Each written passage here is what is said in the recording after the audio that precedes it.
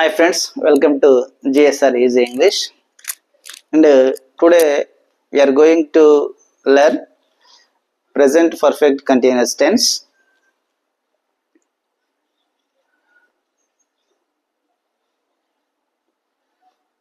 Present perfect continuous tense. And this is the most important tense. And గ్రామర్లో మనకి TET కానీ DSC కానీ ఇట్లో ఎక్కువగా మనకి యూజ్ అయ్యేటువంటి tense present perfect continuous tense. And let us see what is the structure of the tense and ఈ tense యొక్క structure అలాగే అండ్ ఈ టెన్స్ మీద కొన్ని ఎగ్జాంపుల్స్ చూద్దాం. And now let us see one example. Present perfect continuous. And ఈ tense ఏదైతే ఉందో దీన్ని ఒక వర్క్ అనేది గతంలో స్టార్ట్ అయ్యి అండ్ ఇప్పటికీ కూడా కొనసాగుతూ ఉన్నట్లయితే, ఎప్పుడో స్టార్ట్ అయ్యి మనం మాట్లాడుతూ ఉన్నప్పుడు కూడా కొనసాగుతూ ఉన్నట్లయితే అటువంటి దాన్ని చెప్పడానికి ఈ టెన్స్ని మనం యూజ్ చేస్తూ ఉంటాము. Let us see an example.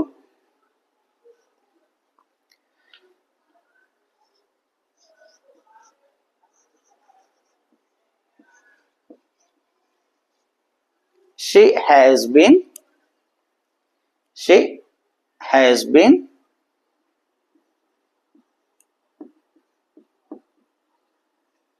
writing. She has been writing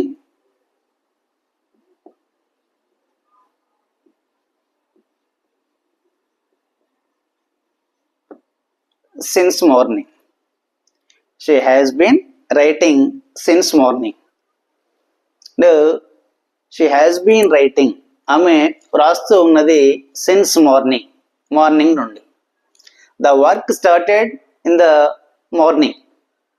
work అనేది the work is writing started in the morning start అయింది. And at the time of we are speaking, ఇప్పుడు మనం మాట్లాడుతూ ఉన్నప్పుడు కూడా అండ్ ఇట్ ఈస్ కంటిన్యూస్, కొనసాగుతూ ఉంది. So ఎప్పుడో స్టార్ట్ అయ్యి ఇప్పటికీ కొనసాగుతూ ఉండేటువంటి వర్క్స్ ఏవైతే ఉన్నాయో, యాక్షన్స్ ఏవైతే ఉన్నాయో వాటిని తెలియజేయడానికి మనం ఈ టెన్స్ని యూజ్ చేస్తూ ఉంటాం. And let us see another example.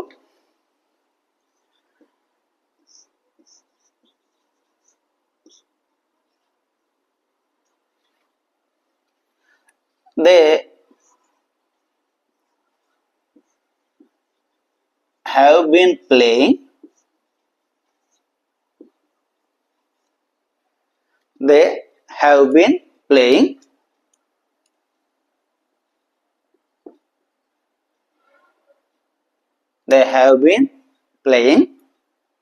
since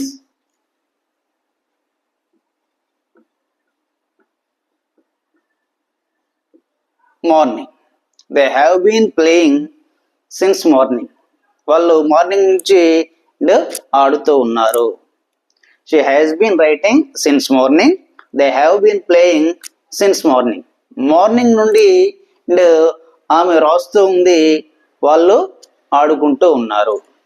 ఇక్కడ షీ ఉంది కాబట్టి has been, they have been. She is the subject, they is the subject. Subject తర్వాత ఇక్కడ has been, and in the second sentence we wrote have been.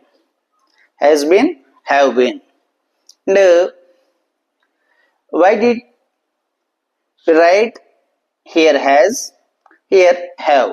ఇక్కడ has రాసాము, ఇక్కడ have రాసాము. ఎందుకు అంటే ఇక్కడ సబ్జెక్ట్ అనేది థర్డ్ పర్సన్ సింగులర్ అయినప్పుడు has రాస్తుంటాము. అదే సబ్జెక్ట్ అనేది థర్డ్ పర్సన్ ప్లూరల్ అయినప్పుడు హ్యావ్ రాస్తూ ఉంటాము. అలాగే అండ్ ఫస్ట్ పర్సన్ అయి ఉన్న హ్యావ్ రాస్తూ ఉంటాము. అలాగే సెకండ్ పర్సన్ అండ్ యూ ఉన్నా కూడా, అంటే ఓన్లీ థర్డ్ పర్సన్ సింగులర్ అయినప్పుడు మాత్రమే హ్యాజ్ రాస్తూ ఉంటాము. మిగతా ప్రొనౌన్స్ ఏవైతే ఉన్నాయో అండ్ మిగతా అన్ని ప్రొనౌన్స్ కూడా హ్యావ్ రాస్తూ ఉంటాము. కాబట్టి ఈ రూల్ కంపల్సరీ గుర్తుపెట్టుకోవాలి. అండ్ ఎక్కడైతే థర్డ్ పర్సన్ సింగులర్ ఉంటుందో, థర్డ్ పర్సన్ సింగులర్ అంటే థర్డ్ పర్సన్ అంటే and he, she, it and they. And he, she, it, they. These are called third persons. He, she, it, they. అతను, ఆమె, అది, వారు. And these three are called third person singular. And this is called third person plural.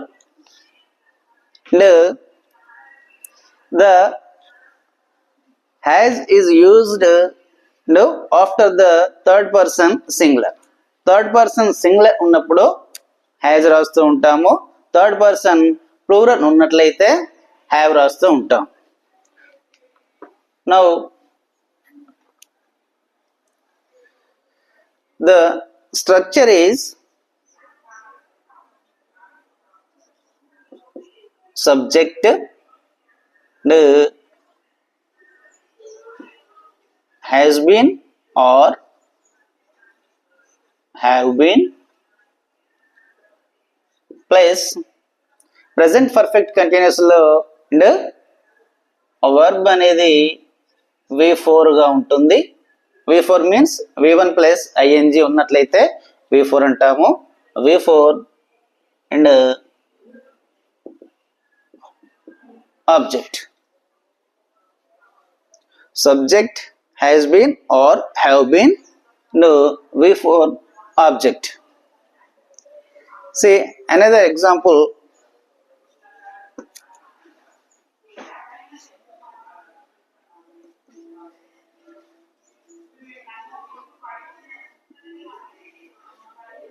I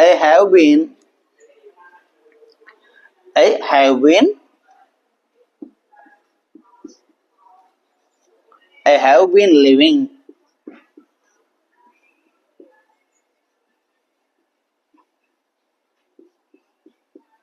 in Peddapalli. I have been living in Peddapalli since 2014. I have been living in Peddapalli since 2014.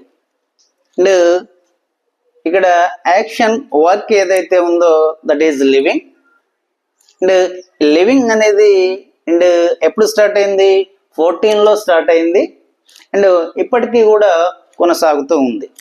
అంటే ఒక work ఎప్పుడో start అయిపోయి గతంలో start అయినటువంటి work ఇప్పటికీ కూడా కొనసాగుతూ ఉన్నట్లయితే అంటే ఇక్కడ మెయిన్లీ అండ్ దీర్ఘకాలికంగా జరిగేటువంటి పనులను గురించి తెలియజేయడానికి ముఖ్యంగా ఈ యొక్క present perfect continuous tense use చేస్తూ ఉంటాము.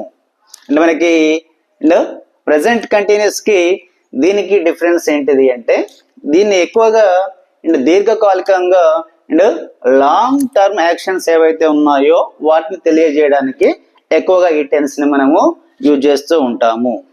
అండ్ ఈ టెన్స్ లో అండ్ ఇంకో ఇంపార్టెంట్ థింగ్ ఏదైతే ఉందో that is now I have been living in Peddapalli since 2014.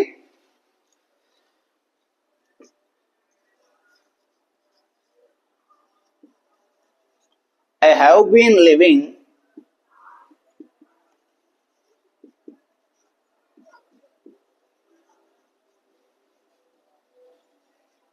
in Peddapalli and ఇక్కడ sentence is same and now I have been living in Peddapalli.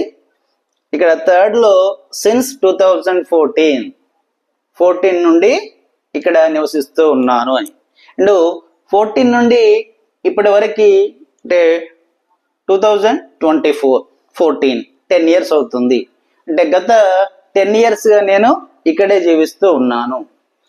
ఇక్కడ మనము 14 నుండి ఇక్కడ నివసిస్తున్నా అని చెప్పాను. Now I have been living in Peddapalli. ఇప్పుడు 10 ఇయర్స్ అని చెప్తూ ఉన్నాను. For the last 10 years.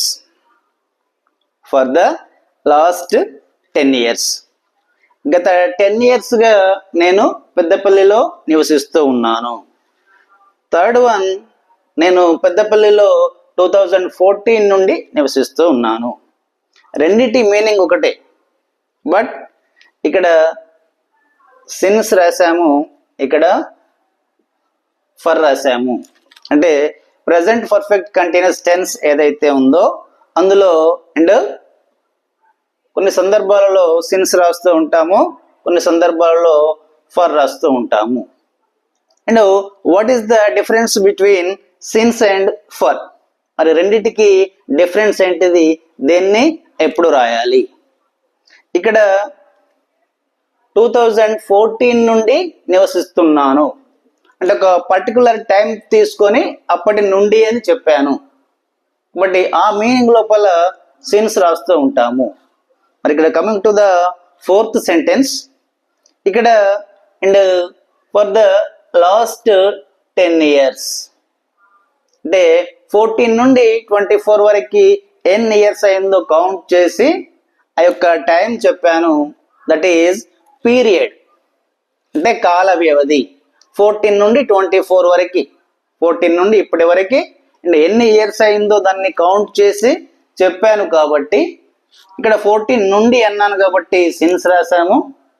అలా కాకుండా గత 10 సంవత్సరాలుగా అంటే అప్పటి నుండి ఇప్పటి వరకు జరిగినటువంటి కాలాన్ని, పీరియడ్ని కౌంట్ చేసి చెప్పాను కాబట్టి దీన్ని పీరియడ్ ఆఫ్ ద టైం అంటాం. ఈ 10 ఇయర్స్ని పీరియడ్ ఆఫ్ ద టైం అంటే 14 నుండి 24 వరకు గడిచినటువంటి కాలం ఏదైతే ఉందో, ఇయర్స్ ఏవైతే ఉన్నాయో దాన్ని పీరియడ్ ఆఫ్ టైం అని చెప్తూ ఉంటాము. ఇక్కడ ఈ టైం నుండి 14 నుండి అని చెప్పాను కాబట్టి సిన్స్ రాశాము. ఇక్కడ అండ్ ఇది గత 10 ఇయర్స్గా అంటే 14 నుండి ఇప్పటి వరకు ఎన్ని ఇయర్స్ అయిందో కౌంట్ చేసి చెప్పాను కాబట్టి ఇక్కడ అండ్ ఫర్ రాశాము. అంటే ఇదేమో పాయింట్ ఆఫ్ ద టైం, ఒక టైం నుండి అని పాయింట్ ఆఫ్ ద టైం కాబట్టి సిన్స్ రాశాము. ఇదేమో పీరియడ్ ఆఫ్ ద టైం కాబట్టి ఇక్కడ ఫర్ రాశాము. And let us see another example.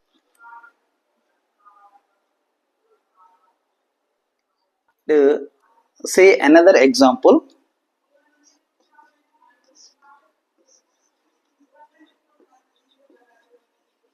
It has been raining. It has been raining.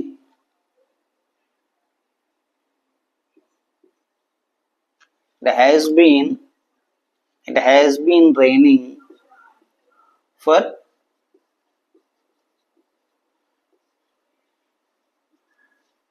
3 hours. It has been raining for 3 hours. 3 hours వర్షం పడుతూ ఉంది. The rain started before 3 hours. 3 hours ముందు start అయింది అంటే 3 hours కంటిన్యూస్గా వర్షం పడుతూనే ఉంది. అండ్ ఇక్కడ 3 hours అనేది మెన్షన్ చేసాము కాబట్టి ఇక్కడ ఫర్ రాసాము. ఫర్ ఎగ్జాంపుల్ ఇప్పుడు టైం ఏదైతే ఉందో ఇప్పుడు 6 o'clock అవుతుంది. టైం 6 o'clock అవుతుంది. అండ్ ఇక్కడ మనము అండ్ 3 hours అంటే ఆ టైంని కౌంట్ చేసి ఇక్కడ రాసాము కాబట్టి ఫర్ రాసాము. ఒకవేళ టైంని కౌంట్ చేయకుండా అండ్ ఆ టైం నుండి ఏ టైం నుండో వర్షం పడుతుందో ఆ టైంని ఇక్కడ ఖచ్చితంగా రాసినట్లయితే దాన్ని పాయింట్ ఆఫ్ టైం అంటాం. అప్పుడు సిన్స్ రాస్తాం. ఇంకా ఇప్పుడు దీన్ని సిన్స్ రాయాలి అంటే ఫర్ ప్లేస్లో సిన్స్ రావాలి అంటే ఇక్కడ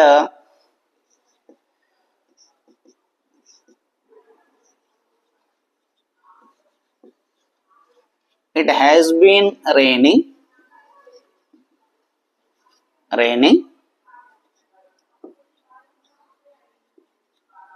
since అండ్ ఇక్కడ 3 hours ఉన్నాం. ఇప్పుడు మనము 6 అవుతుంది అనుకున్నాం అంటే అండ్ 3 hours ముందు అంటే 3 o'clock.